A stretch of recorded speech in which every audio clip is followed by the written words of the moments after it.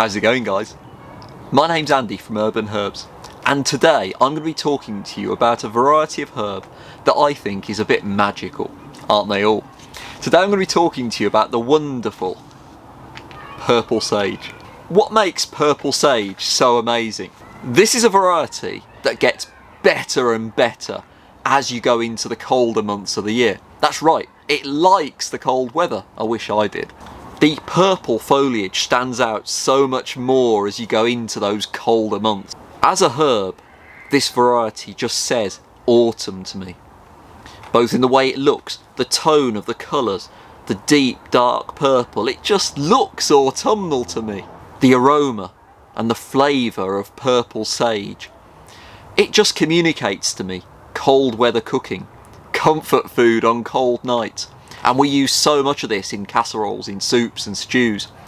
And of course, roast dinners. Absolutely brilliant flavour. So, how are you going to grow the purple sage? Well, like most varieties of sage, this will require free draining conditions. It doesn't want to be waterlogged. It's very, very hardy to the cold, but it won't enjoy sitting in water during those cold winter months especially. So, pot this up with a little bit of extra grit just to help it soak away. Use a good quality compost just to ensure that this variety isn't waterlogged during those colder months of the year. Put it somewhere sunny and it will absolutely love it.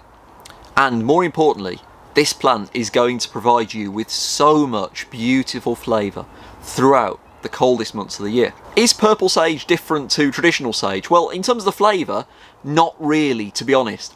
It's a classic sage flavour that makes me feel hungry every time I talk about it. In terms of care advice, as I already said, make sure it's free draining.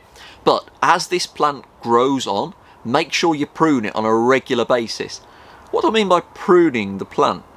Well, you're going to be using it, but it's really, really important to prune woody herbs like this regularly to promote that healthy, positive growth. So you're going to bunch the herb together like that and cut the top third on a fairly regular basis, and that's going to encourage the fresh growth down the bottom 2/3 of the plant.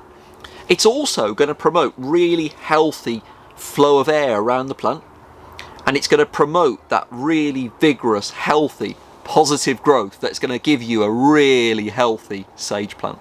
My name's Andy from Urban Herbs, and I hope that you've enjoyed meeting the wonderful purple sage today as much as I've enjoyed introducing you to it.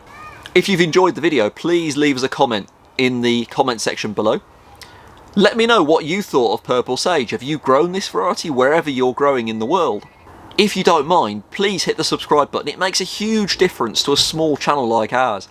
We just love sharing our joy of growing with you, and it's so lovely to have your company in these videos. Thank you so much for your time watching. It's never ever taken for granted. Wherever you are, whenever you're watching this, have a great day, guys. See you later.